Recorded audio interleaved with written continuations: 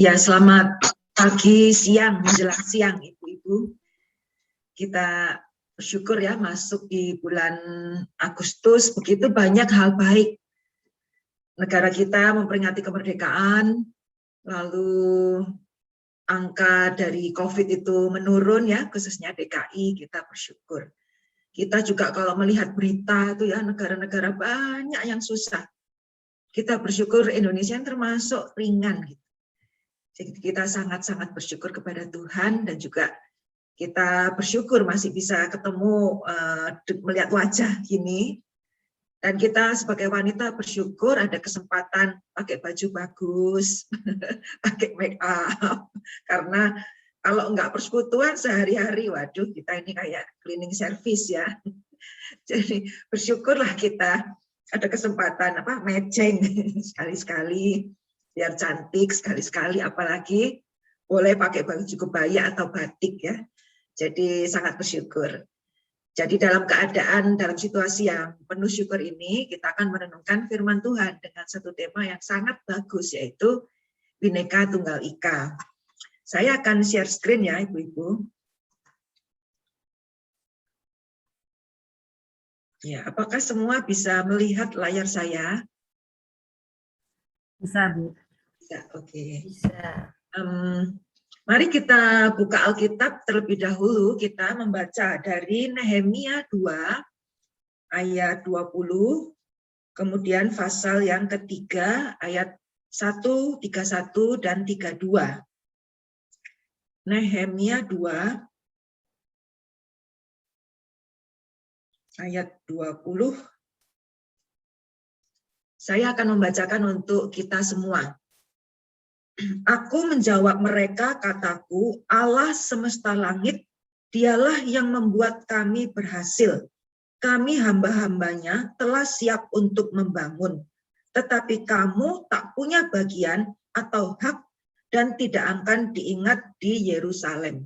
Pasal 3, ayat 1.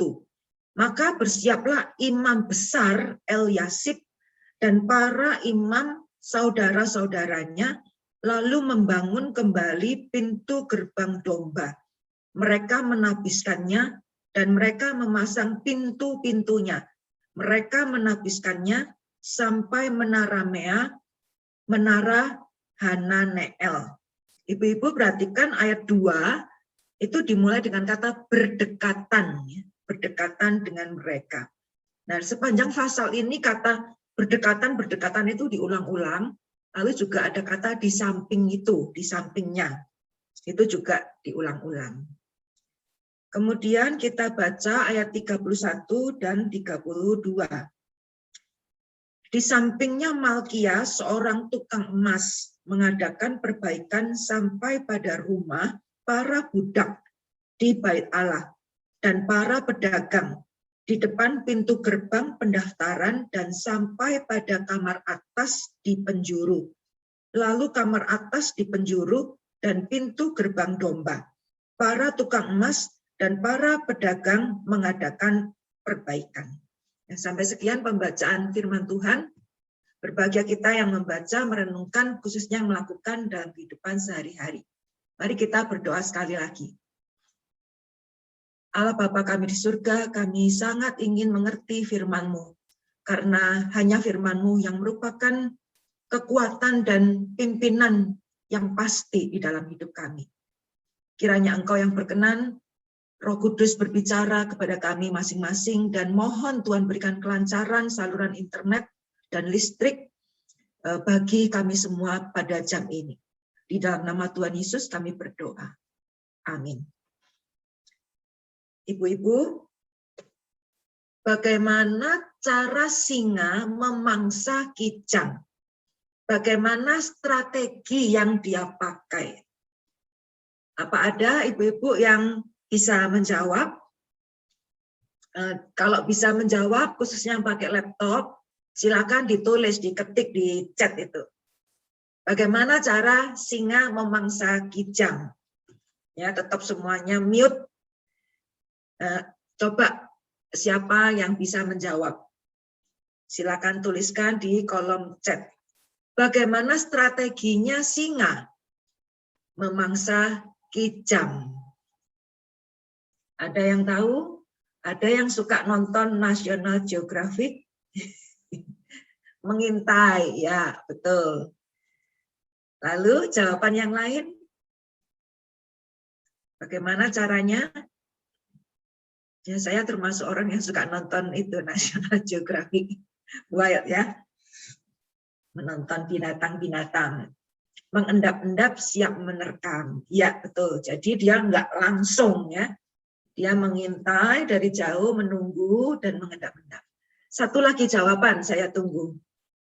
Mencari yang tidak gesit. Ya, betul ya. Lari mengejar.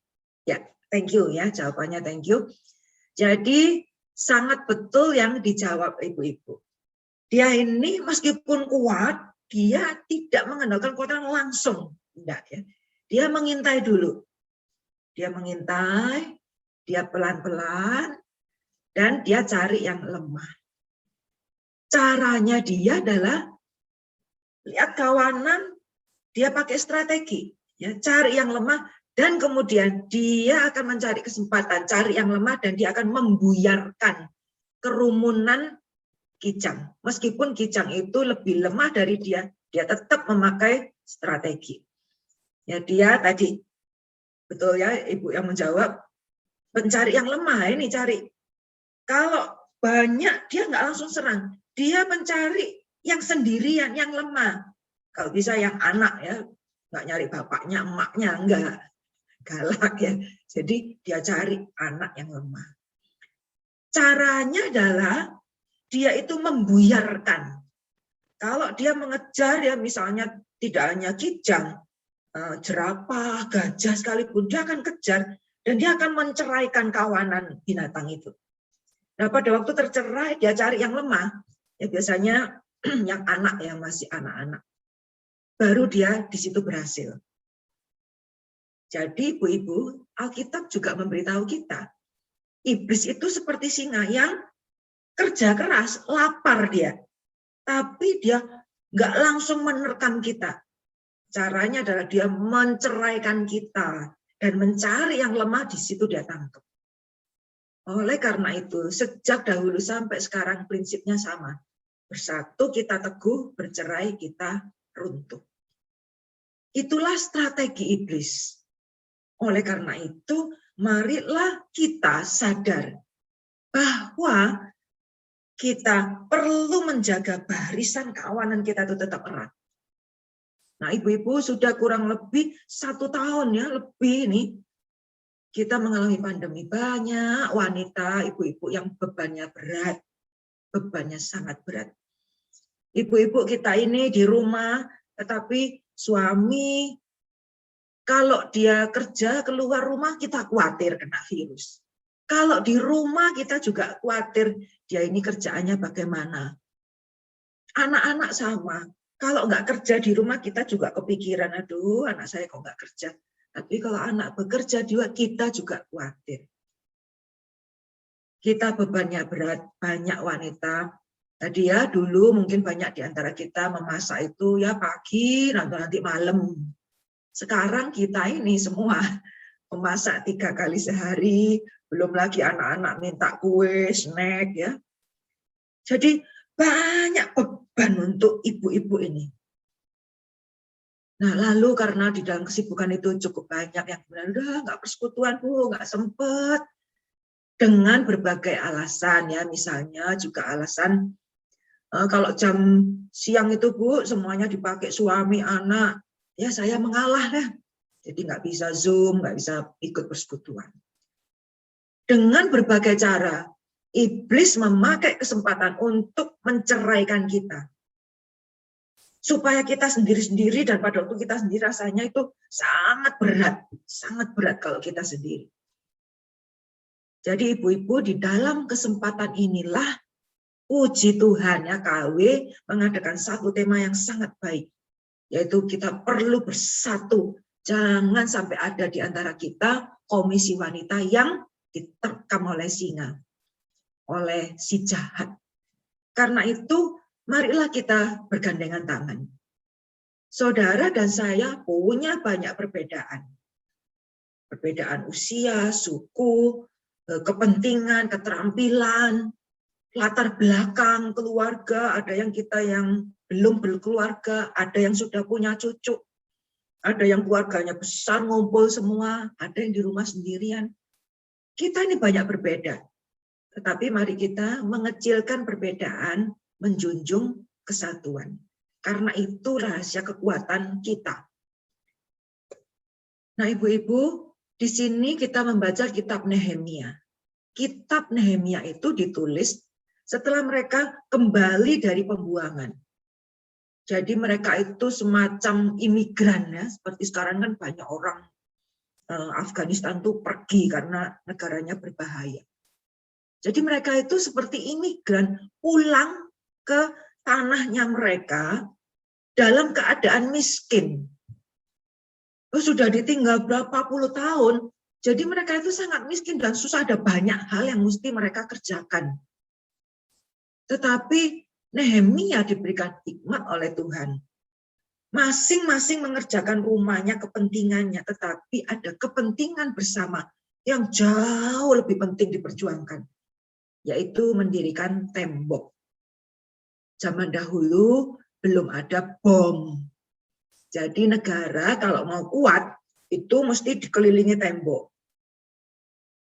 Kan ibu-ibu tahu tembok raksasa di China. Itu kan kayak kita pikir sekarang, waduh ngapain? Itu wilayah besar seperti itu, dikasih tembok itu. Menurut kita zaman sekarang ngapain? Nggak berguna. Tetapi zaman itu, termasuk zamannya Nehemia, perlu membangun tembok di sekeliling kota. Karena kalau tidak ada tembok, setiap saat ada tentara itu menyerang masuk. Jadi tembok itu sangat penting.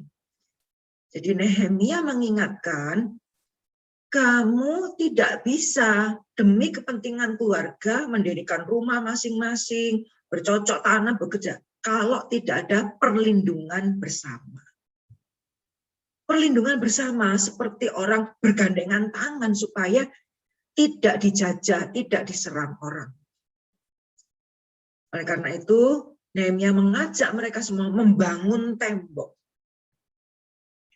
Dan di dalam ayat pasal 2 tadi dikatakan, Nehemia yakin Allah semesta langit, dialah yang akan membuat kami berhasil. Karena mereka itu kan orang yang tadi miskin, lemah, nggak banyak kekuatan, baru kembali dari Babel. Rasanya kalau kita baca Nehemia ya, tetangga-tetangganya itu banyak yang menertawakan. Mereka itu nggak miskin, rumah aja nggak punya, bikin tembok, lalu ada yang menghina. Tembok itu biarpun berdiri, dilompati anjing aja roboh. Ada yang ngata-ngatai gitu ya, kalau kita baca di Nehemia. Jadi memang secara manusia, kekuatan mereka itu begitu kecil. Tetapi mereka berharap kepada Allah. Mereka berharap kepada Allah, maka Allah itu mereka yakin akan memampukan mereka untuk berhasil mendirikan tembok. Kekuatannya bukan kepada orang yang bersatu, bukan. Kekuatannya tetap dari Allah. Tetapi Allah yang memberikan kekuatan, yang memberikan keberhasilan itu tentu saja memakai manusia untuk mewujudkan rencananya dan pekerjaannya. Sehingga di situ Nehemia dengan orang-orang Yahudi pada waktu itu mengatakan, kami hamba-hambanya siap membangun. Allah yang membuat berhasil, tapi kita juga punya kewajiban, yaitu kita siap membangun. Suatu keyakinan Allah itu berkuasa, tetapi kita ada kesiapan untuk ikut bekerja. Ibu-ibu, pasal yang ketiga itu panjang, kalau nanti ada waktu silakan dibaca. Tetapi kira-kira di sini saya tuliskan beberapa yang penting. Dituliskan daftar di situ, imam besar, ya ayat 1 yang tadi kita baca. Imam besar itu kalau zaman dulu itu setara dengan presiden. Imam besar satu negara itu cuma satu. Jadi seperti presiden. Jadi orang besar, imam besar itu. Yang namanya imam besar ya, makanya orang besar. Jabatannya tinggi. Jadi orang yang setara presiden itu pun turun ikut bangun tembok. Lalu para imam, saudara-saudaranya dikerahkan menabiskan dan memasang pintu. Lalu di bawahnya ada nama-nama orang. Orang Yeriko, Sagur, Meremot, dan seterusnya, dan seterusnya. Bahkan termasuk bukan orang Yahudi juga ada yang membantu. Lalu ada disebut 2 kali tukang emas. Ibu-ibu di KWBSD ada nggak yang toko emas? Tapi orang tukang emas itu pekerjaannya halus. Ya, keterampilan, seni itu tukang emas. Nah, tukang emas yang kerjaannya keterampilan seni yang biasanya barangnya begitu kecil, sekarang mereka pun turun tangan ikut bangun tembok. Lalu ada dikatakan juru campur rempah. Nah, zaman dulu, juru campur rempah itu pekerjaan yang sangat berbeda dengan bangun tembok. Tembok itu kan sebenarnya pekerjaannya tukang, ini juru campur rempah biasa di dapur, nggak ngerti tembok, semen, enggak. Tapi untuk kebutuhan yang sangat khusus, juru campur rempah turun tangan ikut bangun tembok. Lalu juga dicatat penguasa setengah wilayah, penguasa wilayah, jadi satu wilayah, jadi kayak gubernur-gubernurnya itu, wali kota ikut. Lalu juga ditulis penguasa setengah wilayah bersama anak-anak perempuannya, sampai anak-anak perempuannya disuruh ikut bangun tembok. Zaman dulu ya, perempuan nggak boleh keluar, tidak mengerjakan pekerjaan di luar rumah. Tapi dalam rangka kepentingan perlindungan satu bangsa, anak-anaknya dipanggil ikut membangun tembok. Lalu juga dituliskan tadi, Malkia tukang emas memperbaiki, ya, Malkia tukang emas memperbaiki sampai rumah para budak. Jadi tukang emas ini sampai membangunkan rumah untuk para budak. Ayat 31-32 yang kita baca tadi, budak dengan pedagang kerja bersama mengadakan perbaikan. Jadi ibu-ibu, di dalam penderitaan, orang itu bersatu bergandengan tangan membangun perlindungan kekuatan bersama. Baik itu iwam, orang yang sangat tinggi beragama, maupun awam, ya pendeta atau jemaat. Pejabat yang punya kedudukan tinggi dengan rakyat jelata. Pedagang orang kaya, budak yang sangat miskin. Tukang emas, juru rempah yang kerjaannya halus, ikut bangun tembok. Dan pria wanita tidak dibedakan, tua dan muda tidak dibedakan. Semuanya bekerja sama. Mereka beda keterampilan. Ya, tadi tukang emas, juru rempah jelas beda.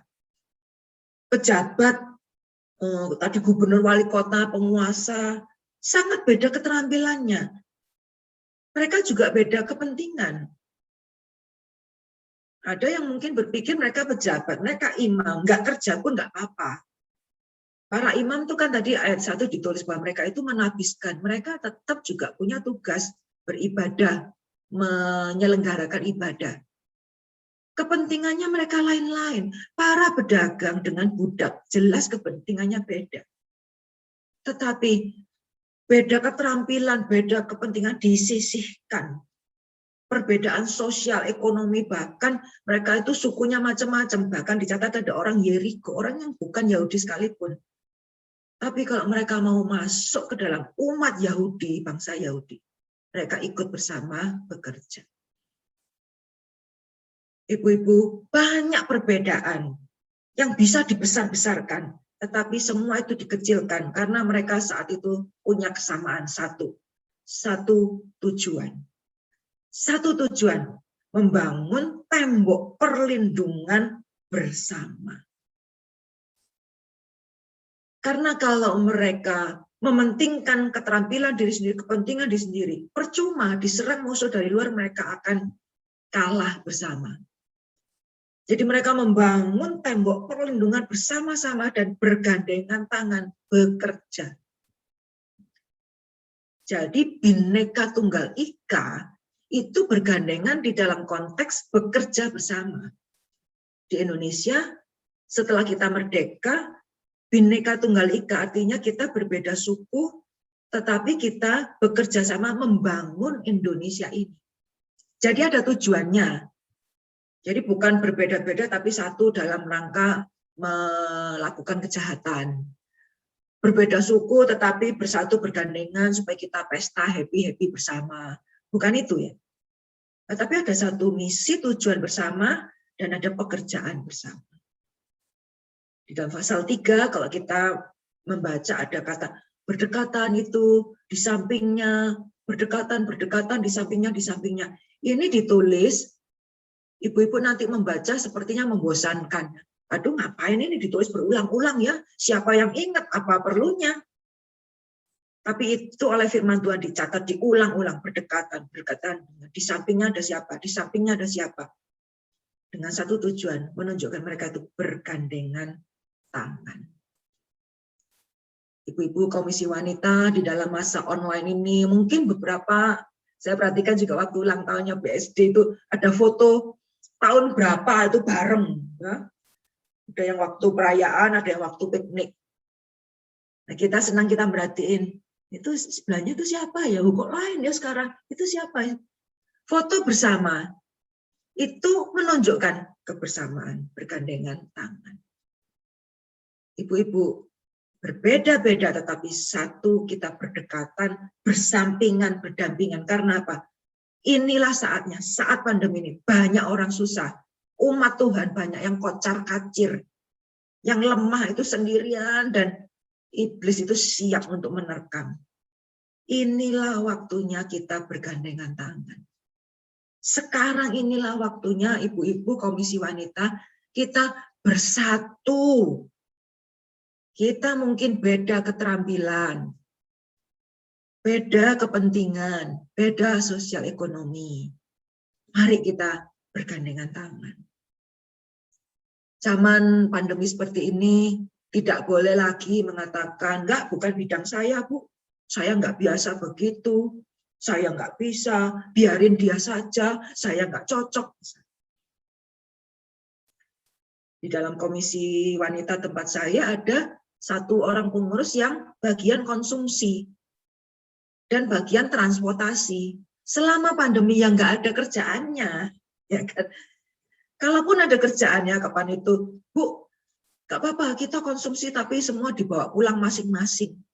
Nah, kita juga mungkin lah buat apa kalau kita ketemu sebentar lalu masing-masing. Jadi dia tugas konsumsi dan transportasi, nggak ada kerjaannya, tapi dia baik. Dia baik, dia mengatakan, Bu, bisa dibantu apa saya lakukan. Jadi meskipun nggak konsumsi, nggak ada hubungannya dengan transport, kalau dia bisa lakukan, dia lakukan. Itu semangatnya. Mari ibu-ibu kita mengecilkan perbedaan. Karena Mazmur 133 ayat 1, di sini sangat indah janji Tuhan. Mari kita membaca bersama-sama di tempat masing-masing, tetap mute, kita baca, ikuti saya pelan-pelan ya. 1, 2, 3. Sungguh alangkah baiknya dan indahnya apabila saudara-saudara diam bersama dengan rukun, seperti minyak yang baik di atas kepala meleleh ke janggut, yang meleleh ke janggut Harun dan ke leher jubahnya, seperti embun gunung Hermon yang turun ke atas gunung-gunung Sion. Sebab kesanalah Tuhan memerintahkan berkat kehidupan untuk selamanya. Ini janji Tuhan.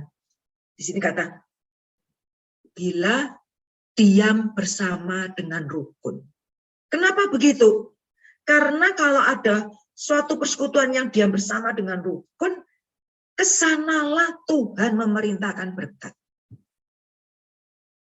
Jadi umpama Tuhan itu mau ngirim go blessing atau go berkat. Tuhan itu mau ngirim, cari alamatnya kemana? Alamatnya adalah dia cari. Ada nggak kelompok komunitas KW yang diam bersama dengan rukun? Kalau dia melihat Komisi Wanita BSD ini orangnya diam bersama dengan rukun, Maka sama Tuhan ditulis itu di Go Berkatnya itu ya, alamatnya KW BSD dikirim. Jadi rumah tangga juga begitu. Kalau rumah tangga kita itu bersama dengan rukun itu apa? Kesanalah Tuhan memerintahkan berkat. Komisi wanita, kelompok kecil di komisi wanita. Kalau rukun bergandengan tangan, saling membantu.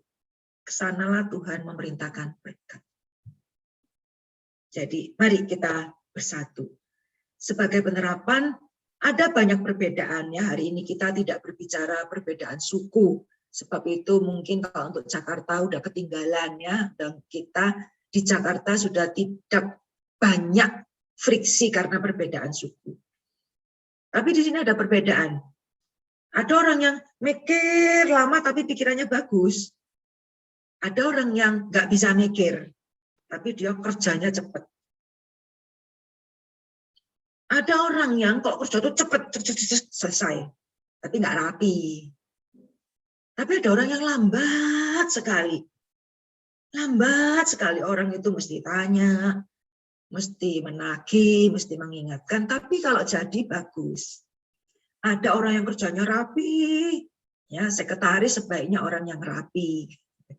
Ada orang yang nggak rapi, asal jadi. Pokoknya intinya kan betul toh Bu. Nah, ada yang gitu ya. Jadi kadang-kadang kalau misalnya sekretarisnya itu asal jadi, nah, ketuanya repot. Lalu di dalam pelayanan ini ada orang yang kaku. Yang kaku sama aturan. Pokoknya nggak boleh, amin, apes nggak boleh. Kaku pokoknya. Lalu ada orang yang fleksibel, sangat fleksibel. Sehingga kadang tidak punya prinsip. Ada orang di dalam persekutuan komisi wanita yang diam, orangnya diam. Tapi ada juga orang yang banyak bicara. Nah, orang yang diam, sebaiknya kita belajar menerima. Ada orang yang banyak bicara. Ya, kalau enggak, sepilah dunia ini. Jadi yang pendiam, jangan, lah itu orang yang ngomong aja, nggak ada kerjanya. Nah, orang yang banyak bicara, juga belajarlah menerima orang lain yang pendiam.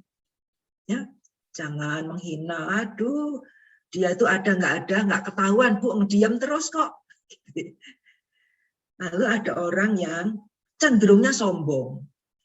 Entah dia itu aslinya sombong atau enggak, tapi itu suka ngomong besar. Ya, suka ngomong besar. Oh, kamu tahu itu gubernur, kamu tahu pemiliknya perusahaan ini. Wah, itu masih saudaranya saya itu. Nah, misalnya gitu ya. Ada orang yang sombong, ngomongnya besar. Ada orang yang minder sekali. Ya, minder sekali. Nah, ibu-ibu ini semua ada di dalam komisi wanita. Ya, cuman ada yang derajatnya parah, ada yang enggak. Tapi ini kalau kita lihat secara positif itu memperkaya.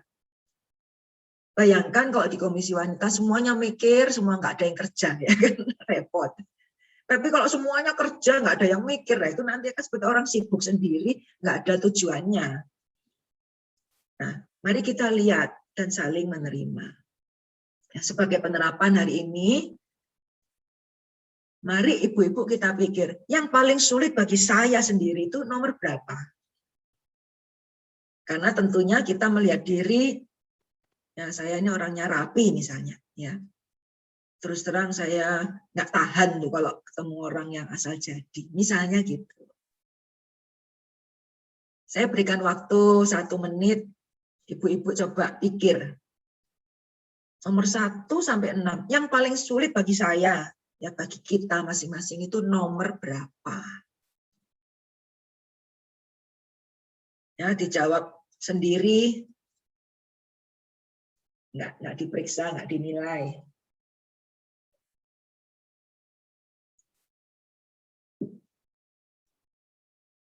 Kalau sudah selesai menjawab sendiri, boleh kasih di reaction.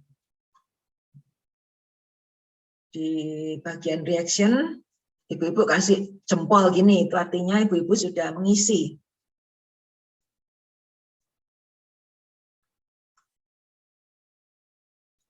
Jadi kalau sudah banyak yang kasih jempol, ya kita lanjut. Sudah? Nomor berapa?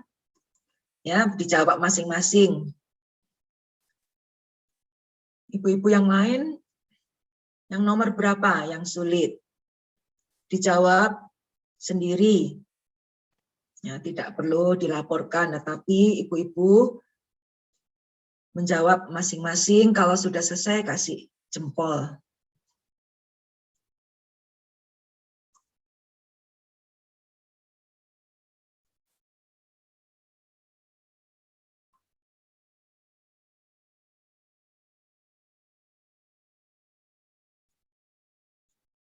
Siapa lagi yang sudah? Kalau sudah menjawab, kasih di reaction, diklik.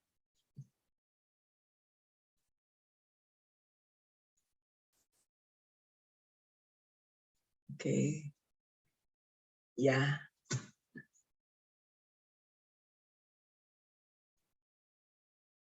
Ya, sudah.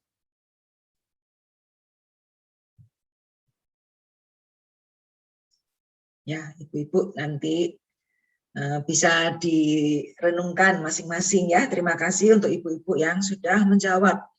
Jadi kita semua, saya, Ibu Winda, semua di dalam proses. Tidak ada yang sempurna kita ini. Pasti ada kekurangan dan juga perlu belajar menerima orang lain. Nah, ada satu kutipan, ibu-ibu kenal ini, bintang film, tahu ya?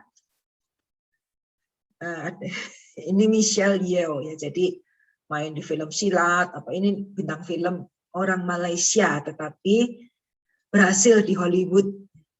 Nah, dia punya kutipan seperti ini, saya terjemahkan secara bebas. Dia mengatakan penting untuk kita mengerti bahwa kita semua itu terhubung dan perlu bergandengan tangan, khususnya di dalam masa sulit. Jadi dia ini bukan orang Kristen, tetapi dia mengerti saat sulit sekarang ini sangat perlu kita itu bergandengan tangan.